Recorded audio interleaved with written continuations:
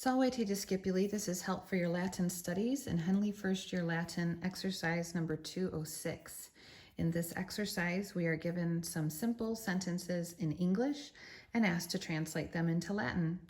Noting that these sentences are in the passive voice, meaning that the action of the verb is happening to the subject rather than active voice, wherein the subject is actually doing the action.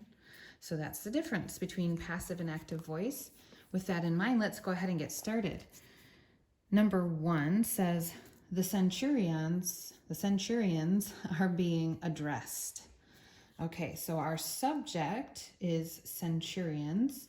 It is plural, and in Latin we would say that it is in the nominative case. In Latin, this is a third declension noun, centurio, centurionis. And since we want that to be nominative and plural, we would think through our third declension noun endings to get us there. So we have various is, em, e in the singular form, and then ace, ibis, ace, ibis. Ace being the nominative plural ending. So centuriones.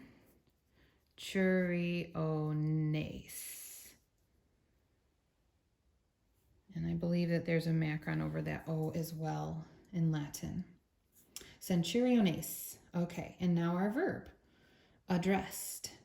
Are being addressed. This is present tense. It's happening now. And it's also going to agree with the subject in person and number. And so we want to make sure that it's a third person plural verb ending. And it's in the passive voice. It's happening to the subject, so we're looking at an ending of unter here. The Latin vocabulary word for addressed is appello. So if appello means addressed in the active form, first person singular, then appellanter would be the passive voice, third person plural. So centuriones, appellanter is number 1. Let's do one more. Number 2 says, God will be called upon. Okay, interestingly, this verb addressed and called upon are the same. So we will use appello again as our starting verb. But our noun here is God.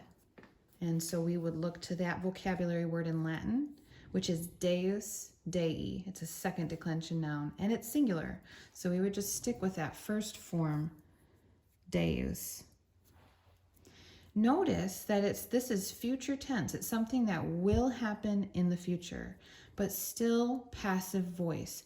The action of called upon is happening to God. God is not calling upon. He's not the one doing the action. He's the one receiving the action. He will be called upon. And so we want to make this verb appello, call upon, in the future tense passive voice. And it must be in agreement with the subject, which is a singular noun.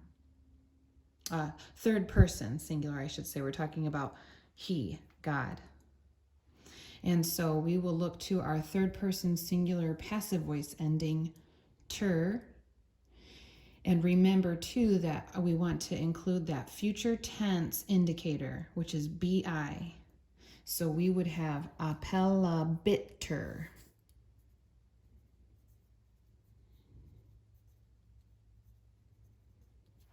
As the verb.